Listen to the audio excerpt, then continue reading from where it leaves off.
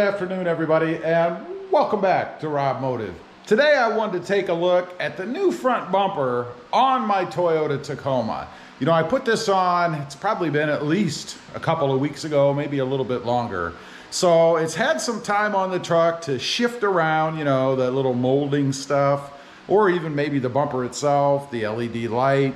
But it's had a little bit of time on the truck. It's also been outside in rain, in dew, you know, morning dew. We get a lot of that here, as well as being driven on the road and subject to chips and dings and dents and all that stuff. So I thought we'd take a close look at it just to see how it's holding up. If maybe you've been thinking about getting this bumper, maybe you've been on the fence due to quality concerns, things like that, I thought it might be valuable to take a look at it. So I've been looking at it before this video, honestly, a little bit myself.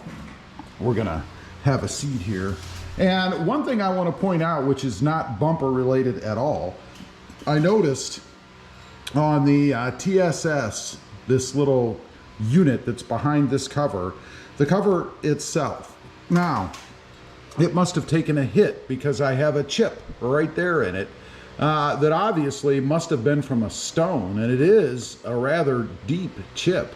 Now, this is an OEM cover, so it's not even an aftermarket version, and that shows you, I guess, the kind of damage that the front of the truck can take, as well as the quality of these things. I mean, they have this big old plastic cover up here, and one stone has already dinged it. I hate to think what it's going to look like after a while, and I'm curious if this thing gets enough dings and dents in it.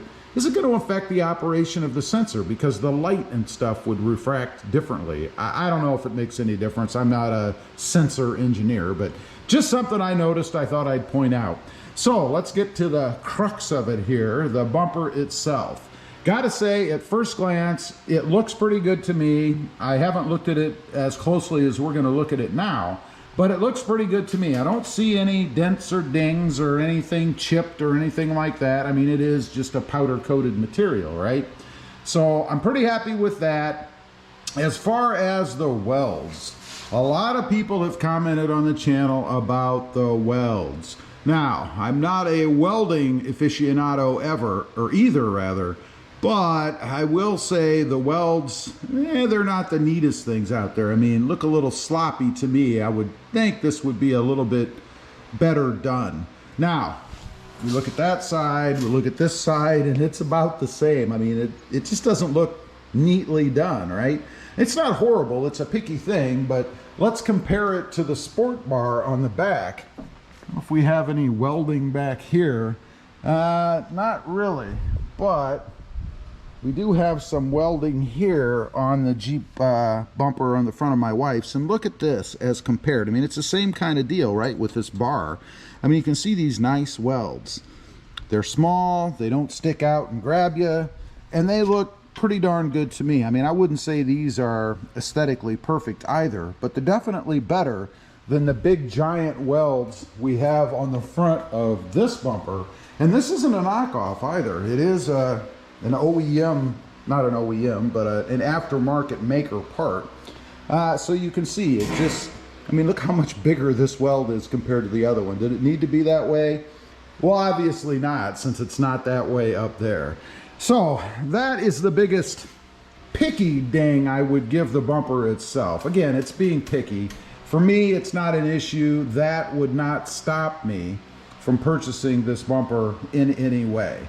Now, another thing I wanted to take a look at is the trim. In other words, this weather stripping kind of stuff that goes around where you actually cut the bumper. So far, it hasn't discolored or anything, and there is a lot of bright sunshine out there. So the UV rays haven't discolored it. It hasn't started to gray or anything like that, which is good because frankly, against this deep black bumper, that wouldn't look too good. As far as how it's holding, if we take a look around the whole piece, you can see down there in the bottom, all the way up, and then of course around to the other side, it hasn't started to come off or anything. And that's good, nor do I think it's going to, because frankly, it does have a metal component to it. So it's not just plastic. And I think if it was just plastic, it might be more prone to open up a little bit. particularly with change in temperature. You know, when it's really hot out there and it's baking, and then at night it gets down into the, I don't know how we stand it, 60s. It is a big temperature swing. I mean, it's been in the 90s here, so it's a 30-degree temperature swing. It's going to get a little bit colder coming up here, actually. We might be in the low 50s. But it's held up pretty well. It hasn't spread or anything like that. So whatever memory is in that metal they have inside to keep it closed, if you will, seems to be working fine. No issues with that whatsoever. Now, another thing I want to mention on the front of this, since it is a part of it, that is the D-ring area. You know, it comes with these little shackles or holders, whatever you want to call them, for the D-rings. Now, I've got mine cranked on there pretty tight. I mean, if I wanted to, I could pull it up, but just putting a small amount of force on that one doesn't move at all. So we don't get any noise out of that. Let's check the other one. The other one moves a little bit more, but not enough that it's going to jingle around or move on its own. That's a good thing, especially if you're one of those folks who hates a ton of noise off the front of your truck. You're not going to have any of the issues like that with these if you go with these washers. And I would highly recommend, if you're going to get this bumper and noise concerns you, I would definitely get D-rings that come with these noise suppressing, that's what I'll call them, washers, because it definitely helps out. You crank these things down, you're not going to have any movement or anything like that. One other thing I do want to mention, the little wires here, because I'm sure there are folks that didn't watch the original video. Maybe this is your first time, and if it is, welcome to the channel, and please click that subscribe button. But these wires are there really for security in case the pins start to come out. I mean, they might be for theft a little bit, but let's face it, you could defeat this pretty easy.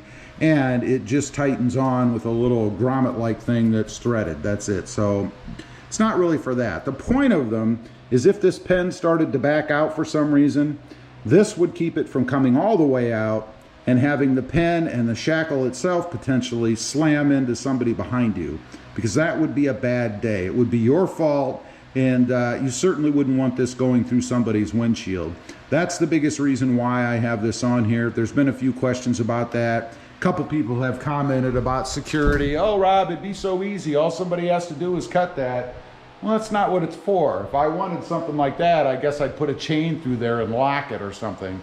So, overall, my opinions of this bumper so far, I think it is awesome. It's holding up well, no rust, you guys can see, and the place it's going to rust, unless there's a big chip, is going to be around these welds. That's where you always have rust. I don't see anything gold or brown on there, so it seems to be holding up really well. Their powder coat job over these nasty welds seems to be sufficient. So, would I recommend it? Absolutely. I think it's awesome. Just take your time when you're doing the cut. Make sure your little drawn out pattern is right. I still ding Body Armor for not providing some sort of a template. I certainly do think they could, but it is what it is. Leave a comment. Let me know if you have this bumper.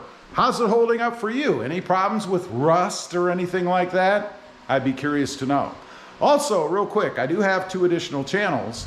Robmotive JT, all about the Jeep Gladiator, and Robmotive Project Cars, currently about the Mercedes-Benz. All kinds of mods and things going on over there. Some of the riskiest I've ever done. Check out those 2 channels. If you're interested, please consider subscribing. And while you're at it, click the subscribe button here. Thanks for watching. Stay safe out there. Bye.